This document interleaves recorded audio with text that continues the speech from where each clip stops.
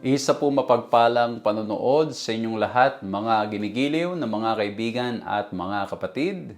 Ikinagagala ko po na makasama po kayo dito sa ginagawa po nating pag-aaral ng salita ng ating Panginoong Diyos. Patuloy po ninyong sinusubaybayan ang pag-aaral na may kinalaman sa aklat ng Exodus. Nawa po'y nakikinabang kayo, nawa po'y nabibless kayo, at nawa po ay napupulot po ninyo ang mahahalagang leksyon, mga practical na mga leksyon na nakakatulong nawa sa ating paglago ng ating pananampalataya, ng ating relasyon sa ating Panginoong Diyos. Dahil walang iba na napakahalaga sa buhay na ito, lalo na sa lahat ng mga sakunang nangyayari, mga lindol, pagbaha, ulan, tagutom at marami pang iba, walang ibang pinakamahalaga kundi tayo ay mapalapit sa ating Panginoong Diyos. Amen? Napakabuti niya sapagkat nitong mga nakaraan ay pinag-uusapan natin yung napakahalagang topic, the bread and water of life. We emphasize yung kung paanong ang kaaway ay gumagawa ng paraan to tempt us, But by God's grace, in the stories that we have studied, it's possible to triumph in Christ. And the truth is, the Lord wants us, or we are being led to a knowledge of our Lord and Savior, Jesus Christ. Kaya nga po yung water and bread, maging ang ating Panginoon Kristo, sinabi niya, I am the living water, I am the bread of life. Nagpapakita lamang na talagang sa ating Panginoong Kristo, we will be fully satisfied. At ngayon naman, ang pag-uusapan natin sa pagpapatuloy ng ating pag-aaral at ng ating pagbabasa, ang pamagat po ay Covenant at Sinai. Samahan niyo po ako sa ating gagawing pag-aaral na ito.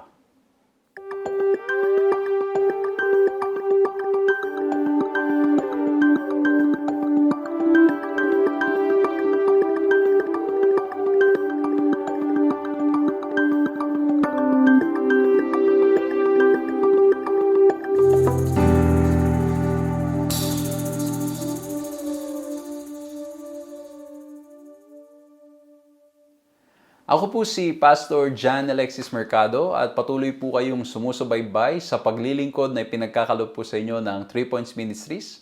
At ito din naman ay napapanood natin sa Hope Channel.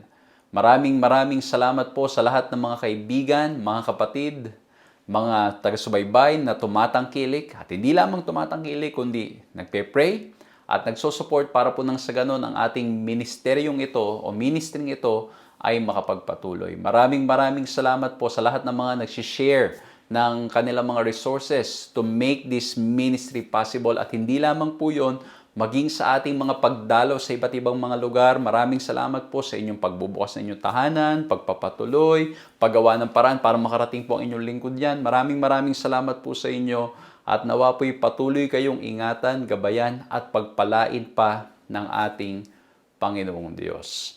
Kung ito po unang pagkakataon na nakakasama namin kayo, maaari nyo pong mag-subscribe, mag-like, mag-follow, mag-hit na notification bell para po nang sa ganon, ma-notify po kayo sa lahat ng mga programa na aming ginagawa. Sa aming pong Facebook, meron pa kaming mga iba't ibang mga posts na pwede nyo rin pong i-share. Baka yung mga post po na yon, mga pictures na yon, or mga short messages na yon ay makatulong po sa mga kaibigan nyo, mahal nyo sa buhay na may mga pinagdadaanan at mga nangangailangan.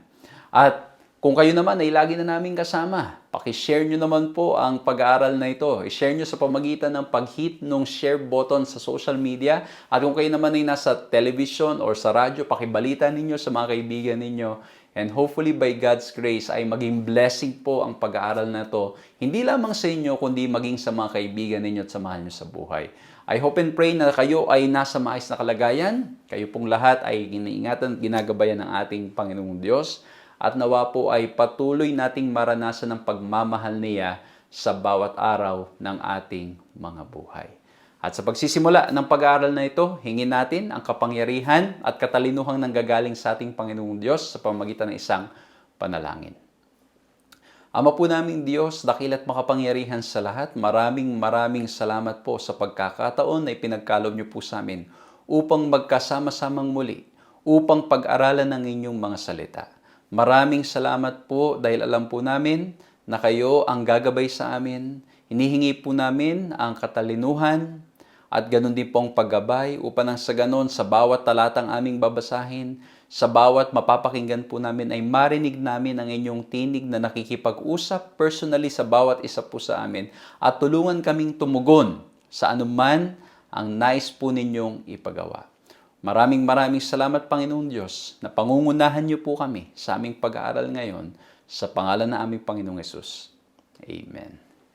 Isa pong mapagpalang panonood sa inyong lahat, isang magandang umaga, tanghali, hapon, or gabi, anong oras man na nakakasama po namin kayo, nasan man po kayong lupalop ng sanlibutan ito.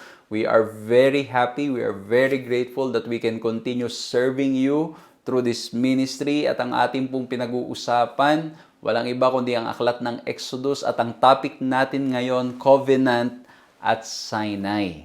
At kung kayo po ay lagi nang sumusubaybay dito sa mga pag-aaral na aming ginagawa, ay meron po kaming ginawang isang mahabang series just about covenants. Tinignan natin yung mga covenant mula sa umpisa hanggang doon sa tinatawag na New Covenant. Pero dito po, dahil Exodus ang topic natin, we will look at the covenant at Sinai. At ang ating key text, napakaganda. Exodus 19:4-6. Ang sabi ganito, "You have seen what I did to the Egyptians, and how I bore you on eagle's wings, and brought you to myself.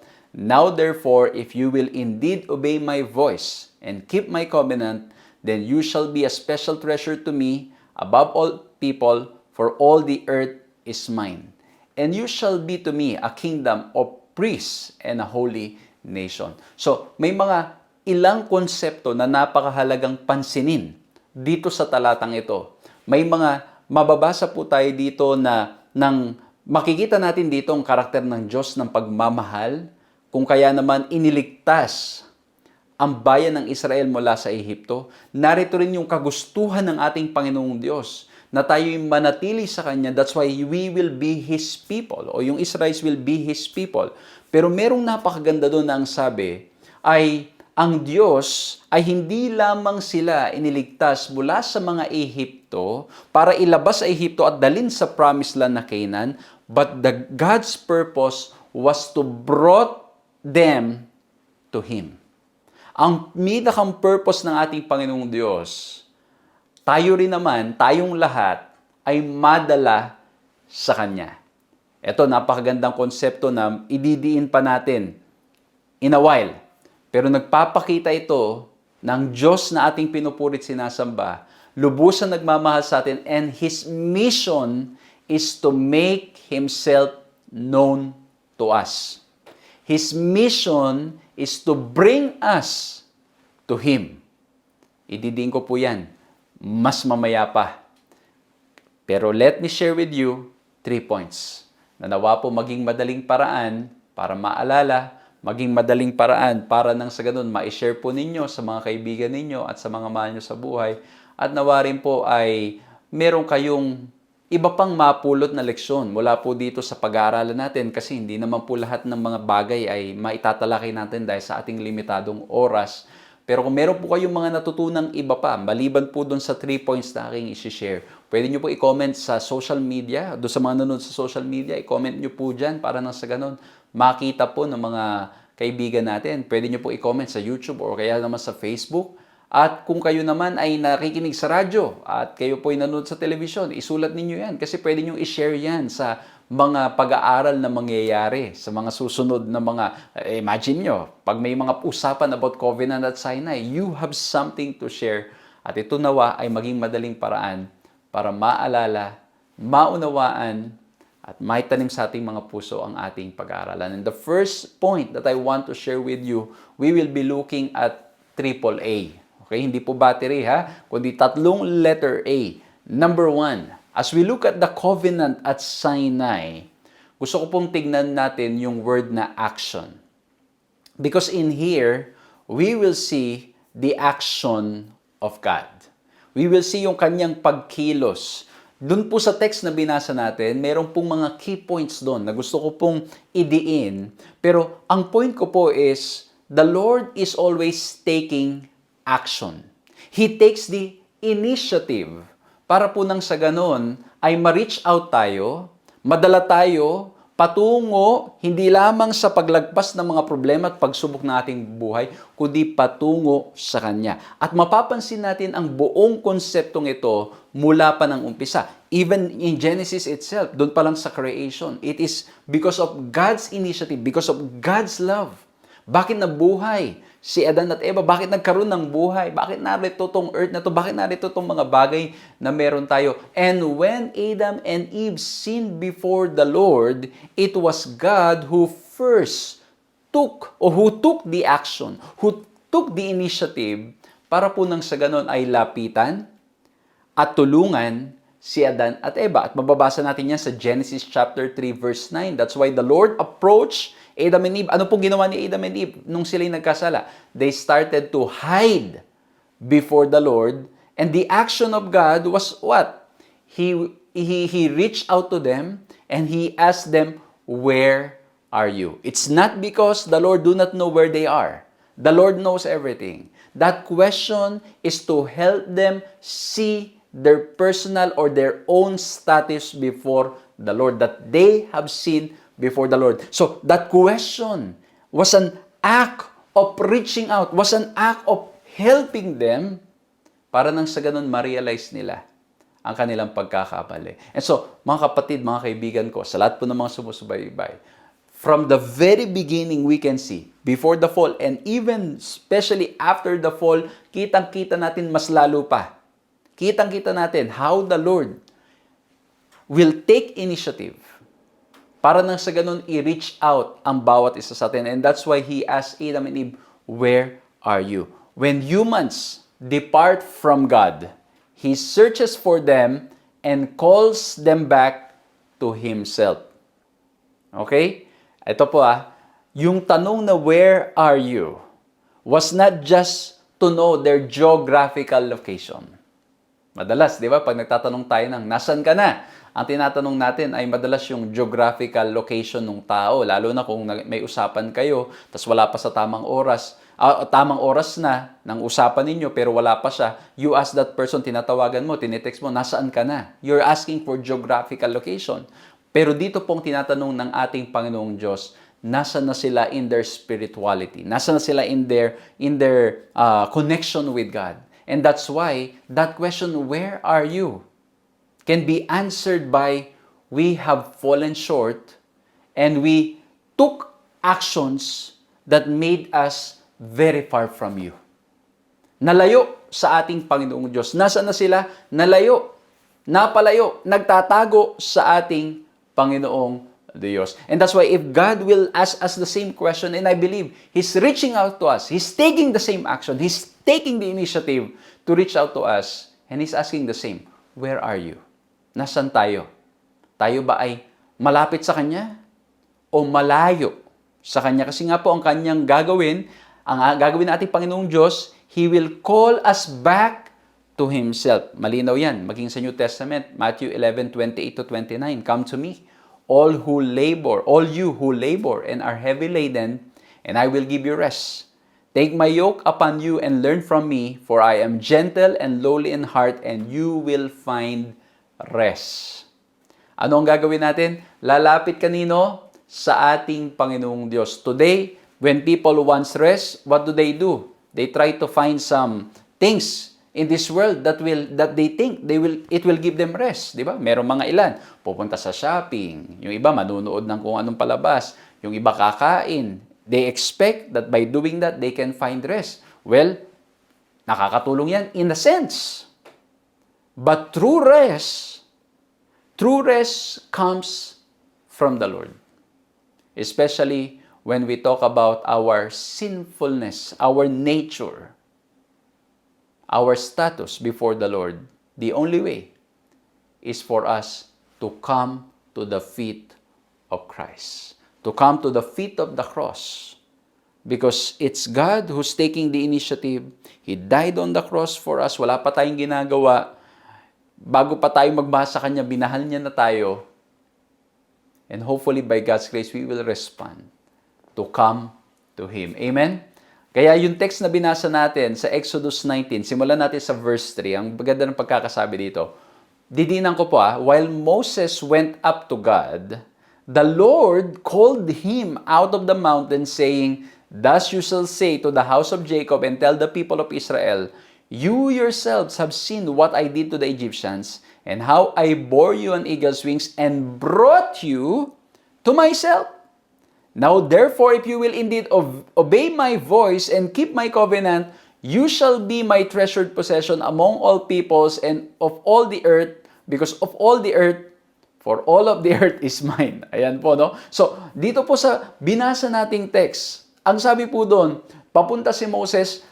And of course, it is God who's always guiding and leading Moses. And not just Moses, but the whole Israelites. At ang sabi doon, yung sinabi na word na, I bore you on eagle's wings and brought you to myself.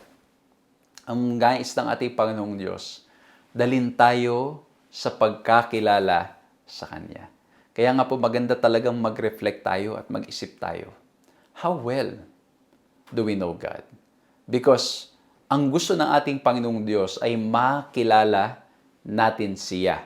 Makabalik tayo sa Kanya. At ang maganda po, dito po sa binasa nating text, it's God who's taking the initiative to reach out to us, to save us.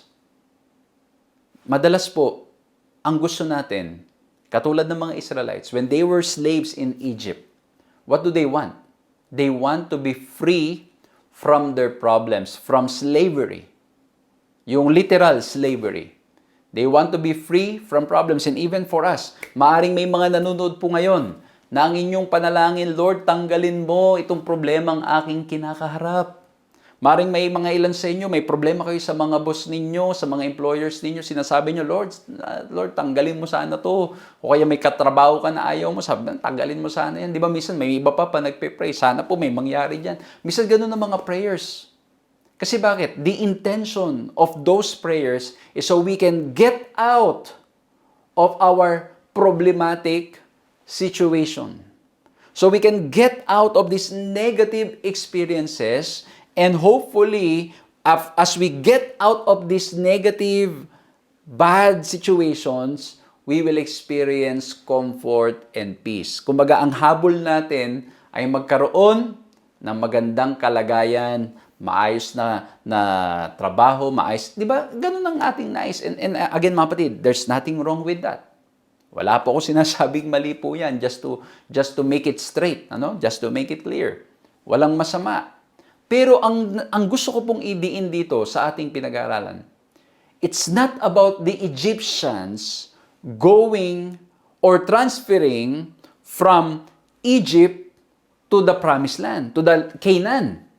Hindi 'yun ang pinakang main intention, although that's part of God's calling to them, of God saving them. But the main intention is to bring them back to God. It's not about the location. It's not about the place. It's not about the benefits. It's about knowing God. It's about having a relationship with Him. That's why ang sabi niya, I bore you on eagle's wings and brought you to myself.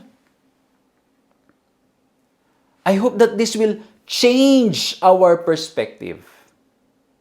That ang action ng Diyos, ang initiative ng Diyos to save us, ay hindi lamang para nang sa ganon, maalis tayo dun sa kalagayan natin, sa literal o physical na kondisyon natin, na mga hindi maganda, kundi dalin tayo sa Kanya. So yung ating mga karamdaman, mga problema sa buhay, yes, we pray na mawala lahat ng mga yan. Pero it's not just about transferring or mawala yung mga yan. It's about knowing God, being with God, mapalapit sa ating Panginoong Diyos in all this situation. And I hope and pray with this, it will change how we pray. How we pray for our situation. Kumbaga sa halip na sabihin natin, Lord, tanggalin mo tong problema kong ito. We will say, Lord, I know itong mga problems na to is not part of your plan. But I pray, Lord, sana po matanggal siya. Pero kung di man po matatanggal, tulungan niyo po akong mapalapit sa inyo. Tulungan niyo po akong mapalapit sa inyo ng buong buo. Lord, meron po akong problemang kaibigan o katrabaho. Lord, hindi ko na po alam ang gagawin ko. Pero tulungan niyo po ako na mapalapit sa inyo sa sitwasyong ito. Lord, may hinihintay po kami na hindi namin alam kung ano ang mangyayari. Lord, sa sitwasyong ito, tulungan niyo po kami mapalapit sa inyo. Because the mission of God is to make Himself known. So He can bring us back to Himself. At ito po, magbabago din ang pananaw natin. It's not about the heavens. Di ba, madalas nagsisermon tayo ng yung gintong, New Jerusalem, di ba, yung wala ng lugar na wala ng problema. Well, we praise the Lord for that. It's a blessing from the Lord. But it's not about that. It's about being with God.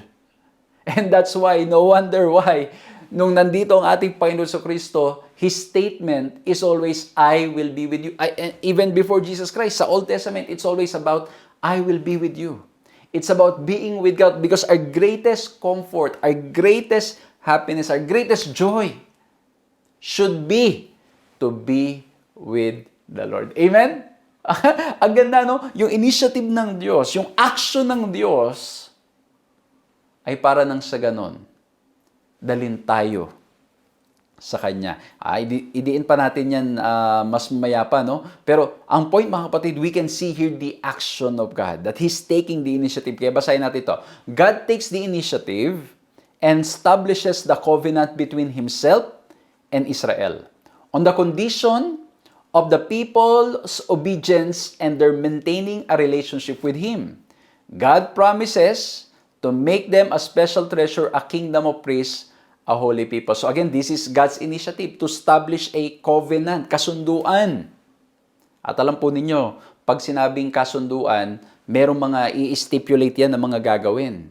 At pagkatapos, ito yung gagawin ng isang party, ito yung gagawin ng isang party, magkakasundo po sila. So it is God who took the initiative para nang sa ganun mag-establish ng covenant. And in all this, covenant encounters, marami pong mga pagkakataon, this is what the Lord will say. At maraming mga text sa Bible, I will be their God, and they will be my people. Exodus 6:7, Leviticus 26:12, Jeremiah 24:7, Jeremiah 31:33, Hebrews 8:10, and Revelation 21:3.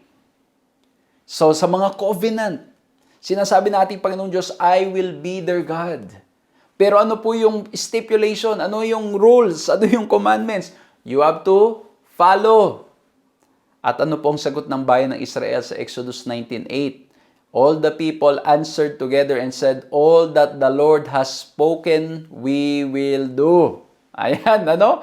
Lahat ng sinabi ng Diyos ay aming gagawin. Grabe mga kapatid ko, mga kaibigan ko.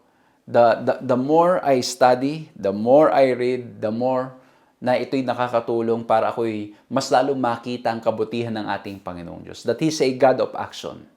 That He takes initiative. Hindi siya yung pipitikin muna bago gumalaw. Di ba may mga taong ganon na kikilos lang kapag pinitik mo na o sinabihan mo na. Ang Diyos hindi. Gagawin niya, wala ka pang ginagawa. Wala pa akong ginagawa, kikilos na siya. Kasi bakit? Because of His great love for us. At ang sabi ng bayan ng Israel, lahat po ng sinabi niyo, Lord, susundin po namin. So that's why there's this covenant. Sinabi ng Diyos ito, tapos sabi nila, sige, lahat po niyan, gagawin namin. At ang maganda po niyan, mas maano pa natin in a while, na nangyari po diyan, ang Diyos, because of His great love, niligtas muna sila sa kanilang sitwasyon, doon sa kanilang pinagdadaanan sa Egyptian. And then, that's when, after that, the Lord gave yung tinatawag po nating 10 Commandments. Emphasize natin yan mamaya. So, sa Exodus 19, 9-25, kung itutuloy po natin ng basa, God gave specific instructions for what the Israelites were to do in preparation for the giving of the law at Sinai. So, nung sinabi na ng Diyos na, okay, ito ang gagawin, I will be your God. Linigtas ko kayo. At dapat, may ibibigay ako sa inyo. At sabi ng mga tao, sige, lahat ng sinabi niyo, Lord, gagawin namin. Ang nangyari po sa 9-25, the Lord gave them, God took the initiative to inform them and instruct them para sa ano ang gagawin nila, which includes purifying themselves. Na sila'y haharap sa ating Panginoong Diyos. At sila po dapat, mga kapatid ko, mga kaibigan ko, ay magpaka-surrender o magpaka-buti. O hindi magpakabuti, kundi isuko nila ang lahat ng kanilang mga sarili sa ating Panginoong Diyos. At after po noon sa Exodus chapter 20, many of us know that that's where the 10 Commandments ay nakasulat. The Decalogue, o yung 10 Commandments, was announced by God. Exodus 19:19, Exodus 20 verse 1, and then Deuteronomy 5:4-5 and 24, and was written by God Himself. Exodus 24:12, 31:18, Deuteronomy 5:22, and it was twice given to Moses as a special gift. Exodus 32:19, Exodus 34:1, and Deuteronomy 10:1-2. So, yung pagbibigay ng 10 Commandments is God's action. because of His love, He's giving us this gift. At mamaya po, i-emphasize natin bakit naging gift yan. Sabi nila, listahan naman yan ng mga thou shall not, pero it's a gift. Kasi bakit po? Ito ay tutulungan tayo kung paano tayong dapat mamuhay habang tayo ay nasa sanlibutan ito. But the first point that I want to emphasize, we can see here the action of God. As we look at the covenant at Sinai in Exodus chapter 19 onwards, we see God's action. And in reality, we've been seeing this all throughout our study, that God is taking the initiative. God will always initiate to reach out to us, to save us, to lead us. And even God establishing the covenant, it is His initiative. Bakit po? So that the people of Israel can stay in His love.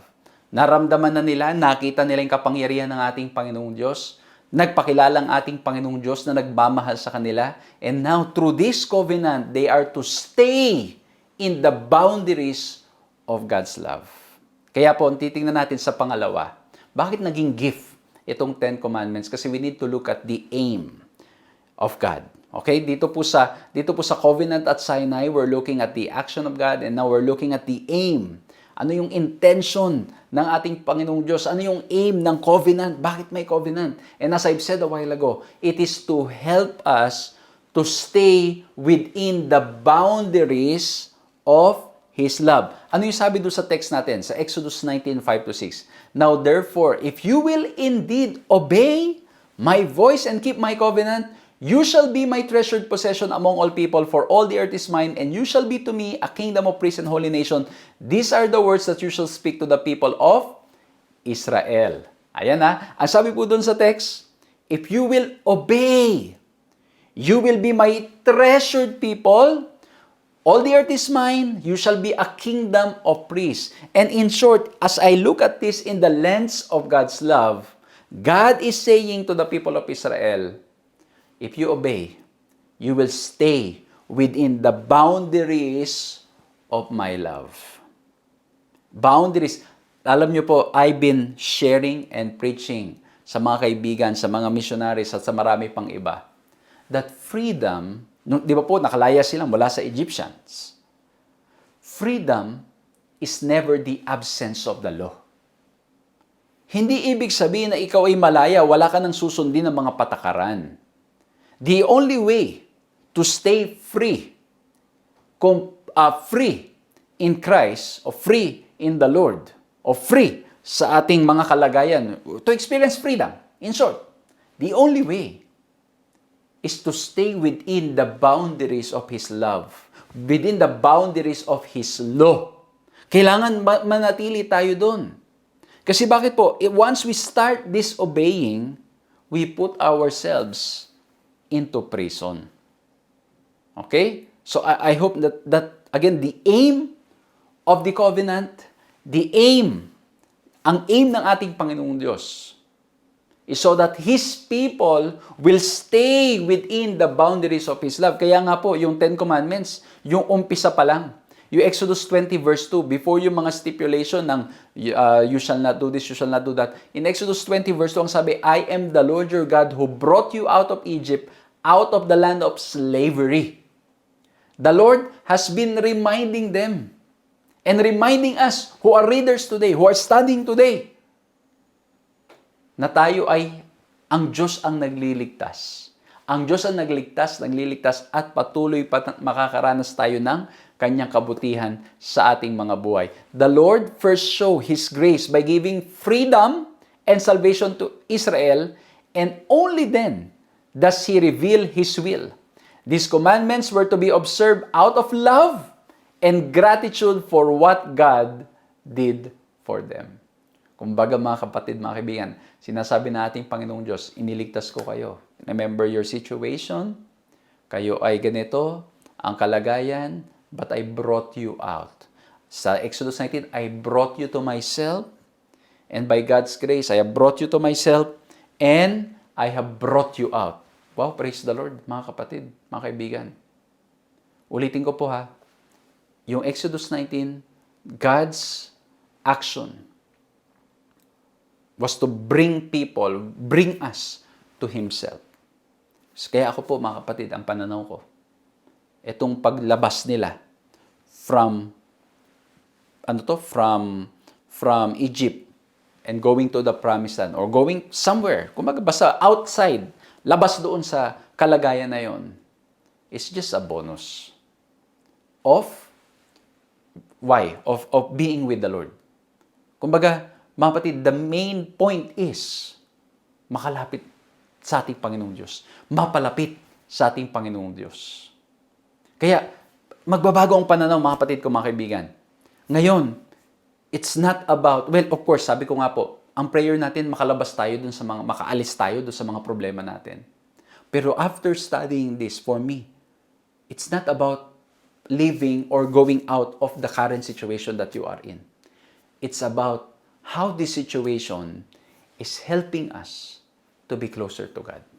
Kasi pag tayo napalapit sa ating Panginoong Diyos, dun pa lang, mga kapatid, panalo na.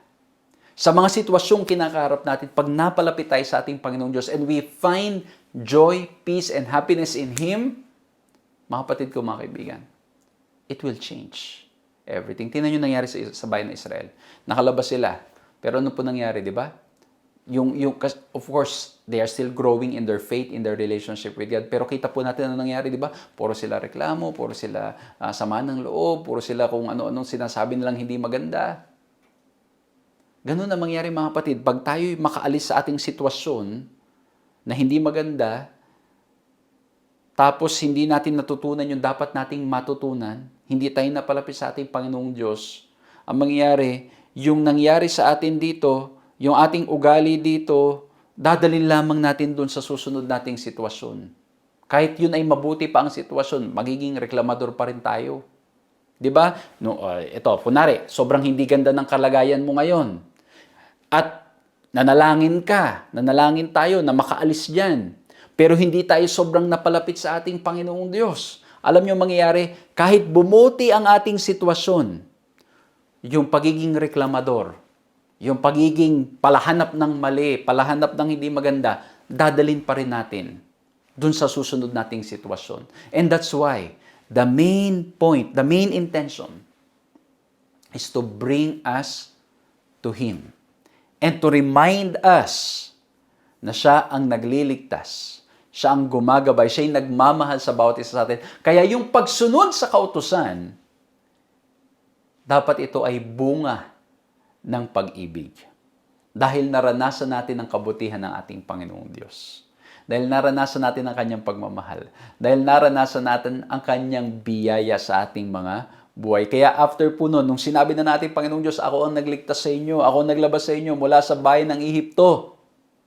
Sabi biglang binigay ng Panginoon ng Diyos na yung 10 Commandments in Exodus 23-17. At alam nyo, itong mga commandments na to, kung babasahin ninyo, di ba? You shall not, you shall not. Kaya yung iba sabi kagad, nako, puro negative na kagad.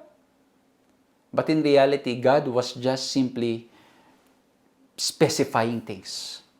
In-specify lang namang ng Diyos. Kasi halimbawa, yung first commandment, you shall have no other gods before me. Kung ang nakalagay, you shall be loyal to me. How? By having no other gods. O, di ba? So, God was in reality helping us. So, it's not just a list of do's and don'ts.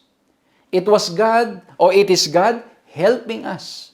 Specifying things para nang sa ganun, mas maging klaro sa atin, how do we honor Him? Because this is about honor and respect. Yun yung first commandments.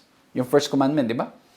Thou shalt have no other gods before me. It's about honoring and revering God by giving Him the first and the highest place in every situation of our life.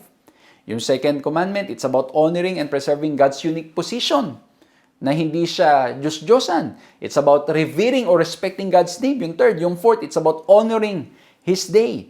Yung sumunod na mga commandments, it's about respecting parents, respecting life, respecting marriage, respecting people's property, respecting the reputation of others, respecting self.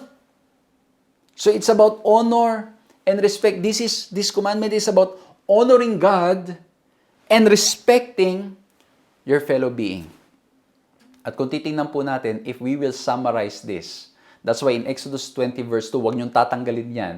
When you study the 10 Commandments, Sabi na ating Panginoon Diyos, I'm the Lord your God who brought you out of Egypt. Ang ibig lang sabihin doon, ako ang Diyos na nagmamahal sa inyo, iniligtas ko kayo. Kaya pag isasama rin natin yan, in short, this is God's love. This is God's love for each one of us. Di ba yung tunay na nagmamahal na mga magulang sa kanilang mga anak? Binabawalan natin ang ating mga anak, hindi lang para pahirapan sila. Binabawalan kasi para ito'y makabuti sa kanila. Binabawalan para nang sa ganon, sila ay magabayan at hindi na nila ulitin ang same mistakes na ating mga pinagdaanan. Yung mga nagmamahal na mga magulang. Di ba po? Although, of course, we as parents, we're not perfect. May mga minsan mali ang ating pagkabasa sa mga sitwasyon. Yun ang difference, mga kapatid. Ang Diyos, He won't commit mistakes. Kaya pag sinabi niya, automatic, it's all about His love.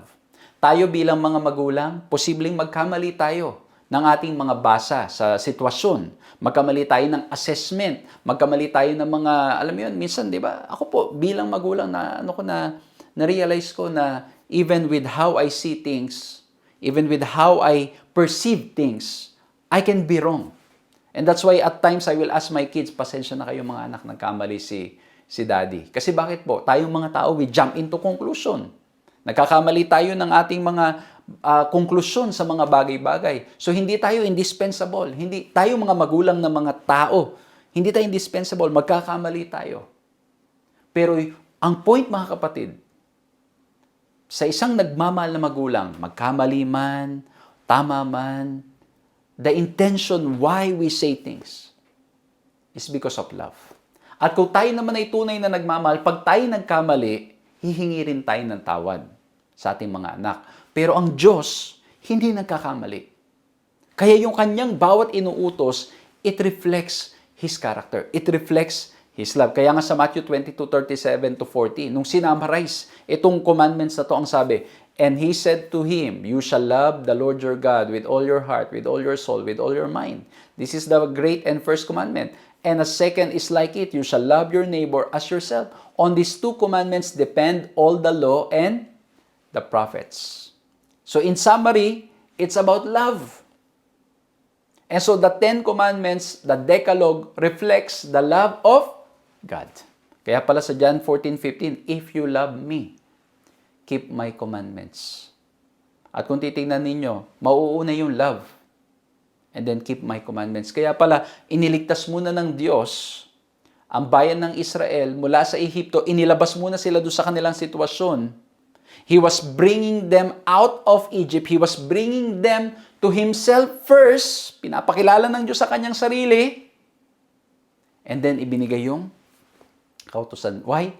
If there is love, it's not going to be a burden to follow. Kung merong pag-ibig sa ating mga puso, ang pagsunod magiging magaan. If you love what you do, di ba po, ito i-apply na lang natin. Pag mahal ninyo yung trabaho ninyo, di ba, kahit anong ipagawa sa inyo, kahit anong ipagawa sa atin, pag mahal natin yung ginagawa natin, kahit na, alam mo yun, naalala ko nung ako yung nagbabasketball pa, kahit dadalawang oras lang, naalala ko nung minsan, nung ako po ay pastor sa IS pa. Ang nangyari ay na-invite po ako mag-preach sa isang bansa. In-invite po ako ng mga members, they shouldered everything, punta po ako doon. At pagkatapos, nagbiyahe po kami ng napakatagal sa bus. Dumating kami ay gabi na. Tapos ang tulog namin ay dadalawang oras lang. Biglang ang sabi sa akin, Pastor, basketball tayo. Imagine mo, dadalawang oras na yung tulog. But because I love the game, laro pa rin. Laro pa rin. Di ba? Parang ganun ang point, mga kapatid. Pag mahal mo isang bagay, you don't feel like working. When you love what you do. Well, of course, yung ibang mga tao sa paligid, they will have different conclusions and assessments. But at the end of the day, ikaw ang nakakaalam. Pag mahal mo yung isang ginagawa, yung bagay na yung ginagawa, yes, you get tired. Ako po, mga kapatid, I have to be honest, I get tired. But by God's grace, I love God. I love what I do. Kaya pag sinabi na, punta dito, punta doon, lingkod dito, lingkod doon, preach dito, preach doon, Hanggat kaya mga kapatid. By God's grace. Why? Because if you love the Lord, if you love what you do, you enjoy doing it. So if we love God, we will enjoy obeying and following His commandment. It's not going to be a burden. Kaya pala, sa Old Testament, yung kautusan, ginagawa nila ng, one may create poems on the law, like Psalm 119, sing about the law, Psalms 19, and meditate on it day and night, Psalms 1:2 and Joshua 1:8. Di ba, minsan may isip mo, bakit kaya sila nag-meditate? Iniisip nila araw-araw yung kautusan. Bakit sila kumakanta tungkol sa kautusan? Bakit sila gumagawa ng tula tungkol sa kautusan? Why? Because it reflects the love of God. Ang kautusan reflects God's character. Romans 7:12, sabi po ni Paul, so the law is holy, and the commandment is holy and righteous and good. Why? Because God is holy, God is righteous, and God is good all the time. Di ba? So, ang point, mga ginigilo ng kami mga kapatid, kung ano yung very nature ng Diyos, it's also the nature of the commandment. Why? Because the one who gave the commandment is a God of love. He will not contradict Himself. Yung kanyang kautusan na ipagkakaloob will never contradict His character. Will never contradict who He is. Yung kautusan na ibinibigay ng Diyos will reflect who He is. Kasi po, again, God makes no mistakes. Ang Diyos di nagkakamali. At ang sasabihin niya, because His nature is love, everything He will say will not contradict His love. Ulitin ko, tayo mga magulang, minsan, di ba? Minsan, sasabihin natin, minsan po nangyayari talaga. Ano po, sa marami ko na mga napanood na mga documentary, nabasa mga libro, minsan sasabihin ng mga magulang, ito lang ang naiisip ko anak na magpapasaya sa'yo. At sa maraming pagkakataon, tama yan. Pero minsan ano po nangyayari? Ipinipilit natin yung mga bagay na hindi eto mga kapatid, I'm not talking about following the commandments or what. Ang pinpoint ko po ay yung pagdating sa mga direksyon, mga bagay-bagay. Di ba minsan na nangyayari, hindi natin napapansin bilang mga magulang, minsan, yung mga pangarap nating hindi natupad, yun minsan ang ipinupush natin sa ating mga anak. Na minsan hindi natin makita yung uniqueness ng ating mga anak. Hindi natin makita yung uniqueness, yung kakaiba, yung kung ano talaga yung giftedness nila. Kasi naging masyado tayong obsessed doon sa, hindi ko nagawa to, ito yung nangyari sa buhay ko noon, dapat ganito. Again, mga kapatid, but the intention of the parent is always love. Yung matino, ha? Yung intention maganda. Pero posible tayong magkamali sa ating mga ini-implement, sa ating mga pinapatupad, sa mga sinasabi. Posible na mangyari yan. Pero ang point, mga kapatid, ang matinong magulang will always love. At kung tayo man ay magkamali, magiging humble tayo na magpakumbaba rin at makita ng mga anak natin na tayo nagkakamali. Pero ang Diyos, hindi nagkakamali. At dahil hindi nagkakamali ang ating Panginoong Diyos, lahat ng kanyang sinasabi, we can rest assured that it's all about love. Hindi siya yung, meron lang gusto ang Diyos na pangarap na hindi niya natupad. Hindi ganun ang Diyos. Meron lang ang Diyos na gusto lang niya magsaya for the meantime. Hindi ganun ang Diyos. His love is so great that it emanates, it reflects in everything He says and everything He does. Kasi bakit, mga kapatid? He's a God of love. But at the same time, we cannot deny He's a God of justice. Kaya merong kautusan. Okay? Yung kautusan, mga kapatid, nandun pa rin. Kaya yung law, it guides as well. Deuteronomy 4:1-6 and Proverbs 2:3, the law helps keep one from evil and gives wisdom, understanding, health, prosperity, and peace. Ayan po nangyayari. At ang kautusan, sabi ko nga po, He's a God of love, but at the same time, a balance of justice. Hindi pwedeng puro love na tolerate. Pag mali, mali. Hindi ito tolerate ng Diyos ang mali. Kasi because of His great love, He will correct us. That's why He gave us the law. Kaya po yung law, it serves like a mirror. Basahin natin ito. A mirror can reveal your defects. Yes, but there is nothing in the mirror that can cure them. The mirror points to the problems but offers no solution to the problems. It's the same with God's law. Trying to be justified before God by keeping the law would be like staring at the mirror in hopes that sooner or later, the mirror will make your defects go away. At kahit anong gawin mong tingin sa mirror, hindi talaga malilinis sa mukha mo hanggat wala kang gagawin. Ang point lang mga kapatid, of course, we cannot use yung mirror as a complete analogy or comparison sa kautusan. But the point is, yung law, kautusan, ginagay tayo, pinapakitang tayo nagkakamali, and that should lead us to Christ. That should lead us to God. Dapat ito'y dalin tayo sa ating Panginoong Diyos. And that's why yung key text natin, I brought you to myself. Ngayon yung kautusan, ibinibigay ng Diyos para nang sa ganun, makita natin ang ating sitwasyon at tayo'y madala papunta sa Kaniya. So number 1, we look at the action of God in the covenant at Sinai. Dito po sa lesson natin, now we look at the aim of God or the aim of the covenant. Bakit ibinigay ng Diyos? Bakit nakipag-covenant ng Diyos? Bakit ibinigay ang 10 Commandments? Again, why? To stay in His love. To grow in His love. And now, the last letter A, assurance of God.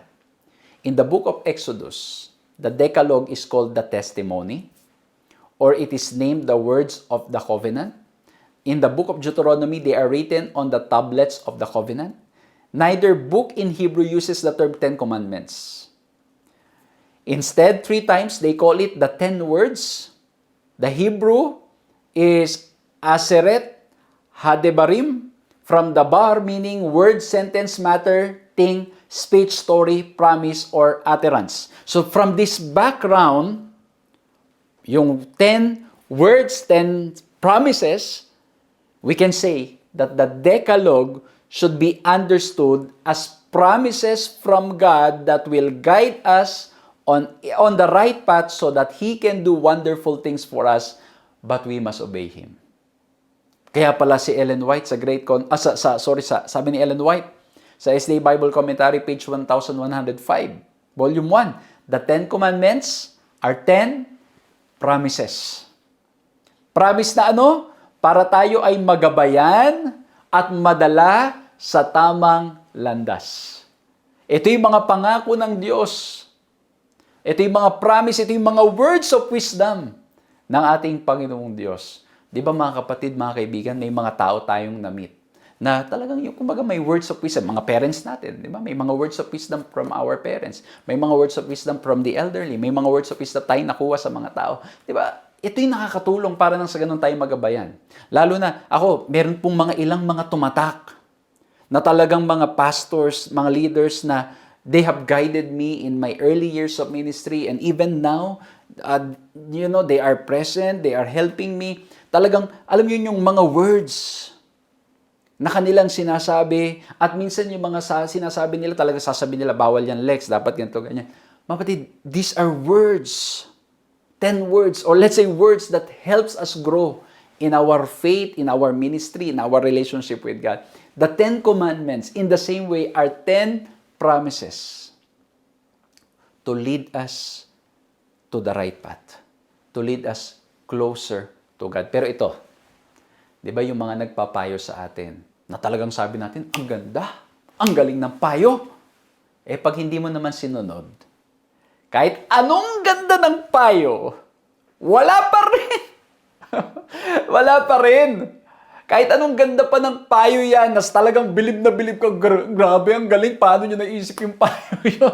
Kahit ano pang ganun mo, ganun natin, kung hindi naman natin susundin yung payo, wala rin. Kaya marami po pagkakataon, nasabi nyo ba sa sarili ninyo? Nasabi nyo ba sa sarili ninyo?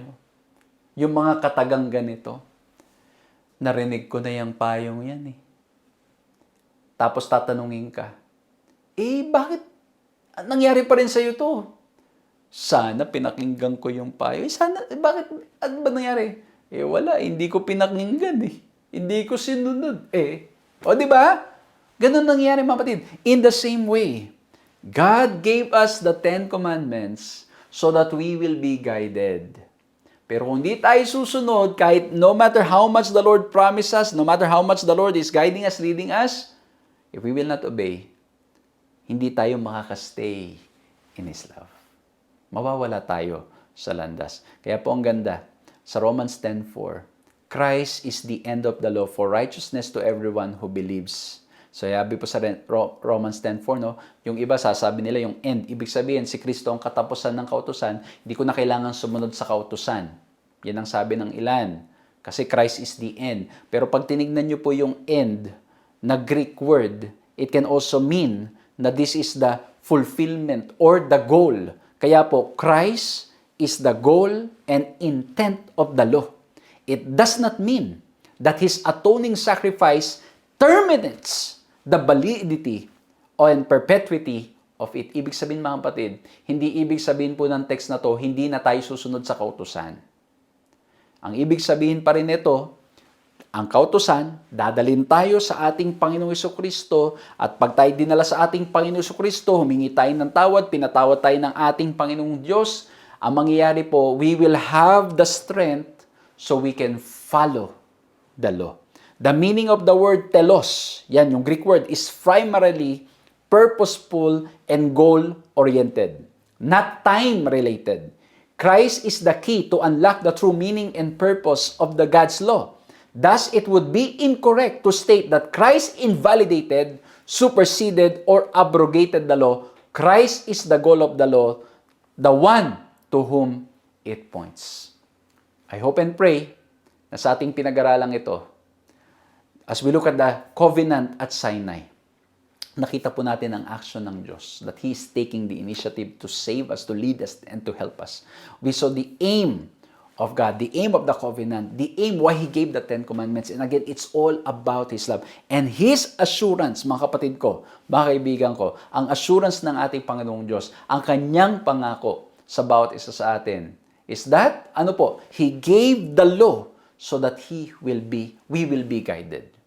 Ang assurance ng Diyos, He will guide us. Ang assurance ng Diyos, He loves us. Ang assurance ng Diyos, He will lead us. But, we need to obey what He is telling us. Yes, the law cannot save us. It is Christ who can save us. But once we are saved by Christ, once we accept Christ, we will follow the law. Susunod tayo. Kasi gusto nating manatili sa pag-ibig ng ating Panginoong Diyos. I hope and pray na inspire po tayong lalo pang pag-aralan ng kautusan, ang mga salita ng ating Panginoong Diyos, na inspire tayo na lalo pang magpakalapit sa ating Panginoong Diyos dahil siyang lumalapit sa atin at mas lalo pang mahalin siya at na-inspire tayo na mas lalo pang sumunod sa kalooban ng ating Panginoong Diyos. Nawa po na-bless kayo, sama-sama po tayong manalangin. Maraming salamat po, mahal na Diyos, sa aming napag-aralan ngayon. Nawa po ay patuloy kaming lumago sa aming pananampalataya at relasyon sa inyo. Patawarin niyo po kami sa lahat ng aming mga pagkukulang at pagkakasala. Tulungan niyo po kami, mahal na Diyos, na makita ang kahalagahan ng inyong kautusan. Makita na ito'y nagpapakita ng inyo pong pag-ibig sa bawat isa sa amin. Salamat, Panginoon, that you're always taking the initiative. Lumalayo kami, Panginoon, bumabagsak kami, nagkakasala, but you're always there to reach out to us. Tulungan niyo po kami, Panginoon, to hear your still small voice calling us and leading us. And Lord, salamat po na ang pag-ibig ninyo, it reflects in every word sa Scripture, in everything that you do for us. Tulungan niyo po kaming lagi lamang sumuko at magpasakop sa inyo. Maraming salamat po sa pangalan naming Panginoong Hesus. Amen. Maraming salamat po sa inyong ginawang pagsama sa ating programang ito at nawa po'y na-bless po kayo at nakinabang po kayo. Magkita-kita po tayong muli sa susunod na pag-aaral at patuloy po nating i-share ang programang ito at marami po nawang ma-bless at maraming salamat po sa inyong patuloy na pag-pray at pag-support sa ating mga paglilingkod. God bless you all.